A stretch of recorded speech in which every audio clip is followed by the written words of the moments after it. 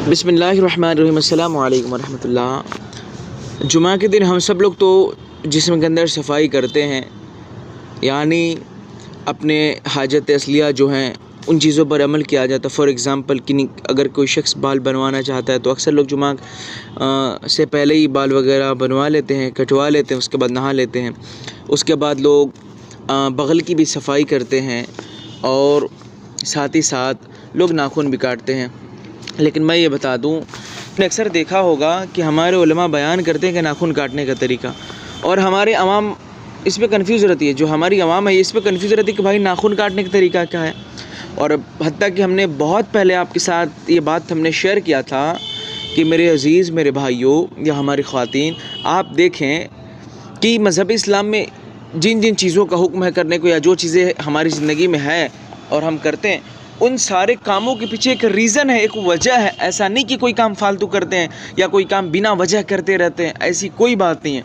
हर काम के पीछे एक रीज़न, एक वजह छुपी हुई है। अब लोग कहते हैं हज़रत क्या नाखून काटने में क्या वजह छुपी हुई भाई?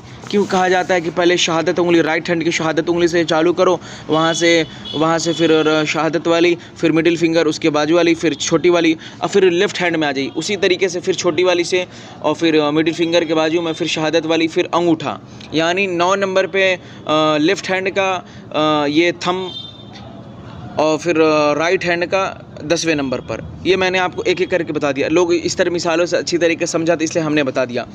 एक बार और सुनने, पहले राइट हैंड की शहादत वाली उंगली जिसे तशहुद में उठाते तहियात पढ़कर, फिर मिडिल फिंगर, फिर उसके बाजू में फिर छोटी वाली, फिर लेफ़्ट हैंड में आ जाए सबसे छोटी वाली, फिर मिडिल फिंगर के बाजू वाली, फिर मिडिल फिंगर, फिर शहादत वाली उंगली जो लेफ़्ट हैंड में, फिर उसके बाद 9 नंबर पे ये आपका लेफ़्ट हैंड का ये थंब यानी अंगूठा, फिर राइट हैंड का ये थंब यानी 10वें नंबर पर।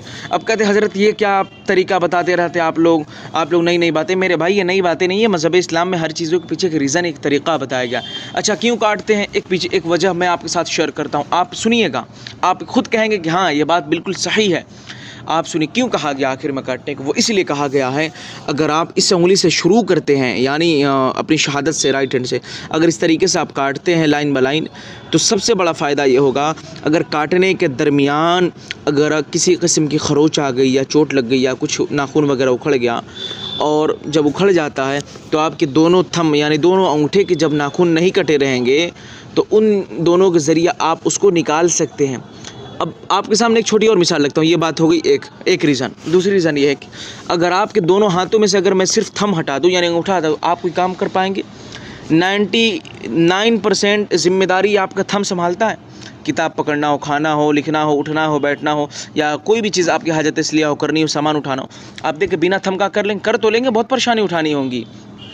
इसीलिए यही तरीका बताया गया है कि शहादत यानी फर्स्ट फिंगर से लेकर राइट हैंड में यानी थंब को छोड़कर वहाँ से काटते चले, और 9 नंबर पे उल्टे हाथ के अंगूठे को काटे, 10वें नंबर पे राइट हैंड को। इसीलिए ताकि काटने के दरमियान अगर कुछ चोट लग जाए या कट जाए या चमड़ी उखड़ जाए या नाखून उखड़ जाए तो ये नाखून सलामत रहेंगे, यानी नहीं कटे रहेंगे। तो फिर उसके ज़रिए आप उसको उखाड़ सकते हैं, जो चमड़े उखड़े रहेंगे फिर हटा सकते हैं, सफाई कर सकते हैं। इसलिए अगर आप पहले इन दोनों को काट देंगे तो काटने के दरमियान कुछ परेशानी लाहिक आती है, कुछ परेशानी खुदा न खास्ता कुछ ऐसे मामलात हो जाए यानी कुछ चमड़े वगैरह कट जाए तो फिर आप उससे उन्हें उखाड़ नहीं पाएंगे, इसलिए कि आपने पहले ही इनके नाखून काट दिए, नाखून अंगूठों के। तो इसलिए तो ये तरीका बताया गया है, इस तरीके पर हमें अमल करने की ज़रूरत है। और जुमा के दिन देखें नाखून काटना ये अफजल है। मैं जब पढ़ रहा था, मैं बहुत किताबें जब मुताला करता रहता हूँ तो बहुत सारी चीज़ें मिलती हैं और सीखने को मिलती हैं और नई नई बातें मिलती है। किताब मुताला करना चाहिए, शरीयत मुस्तफ़ा को रीड करना चाहिए, बहुत ज़्यादा फ़ायदा होता है जो शरीयत का हुक्म है। तो जुमा के दिन नाखून काटना अफजल। अगर कोई शख्स भूल गया है, नहीं काट पाया नमाज से पहले, तो नमाज के बाद काट दे, ये भी अफजल है। समझ रहे हैं ना मेरी बातों को? बहुत सारे लोगों को ये बात हज़म नहीं होगी, कहेंगे कि ये कहाँ से बात कर दी। ये सच्चाई है भाई, दुर्र मुख्तार में सारी बातें मेंशन है। अगर आप काटना भूल गए हैं जुमा करीम से पहले तो कोई बात नहीं, आप आकर काट लें, लेकिन ज़रूर काटिएगा आज के दिन और सफाई करिएगा, और ये बेहतर तरीका है। और सफाई को तो हदीस पाक में फरमाया गया ईमान का हिस्सा है। सफाई ये जो है ना, ये बहुत कीमती चीज़ माना गया है। अगर फिर सफाई आप नहीं रखते हैं, गंदगी में रहते हैं, फिर उसके बाद आप बहुत शिद्दत से नमाज़ पढ़े, सब कुछ कर ले, सब बेकार है, सब बेकार है। सफाई बहुत इंपॉर्टेंट है। बस आज के लिए इतना ही। जज़ाकल्लाहु खैरन कसीरा। अस्सलामु अलैकुम। आई होप कि मैं आपको समझाने की कोशिश कर पाया हूँ। बस दुआ करें कि इंशाअल्लाह और भी आपके साथ बातें शेयर की जाए। अस्सलामु अलैकुम। अक्सर देखा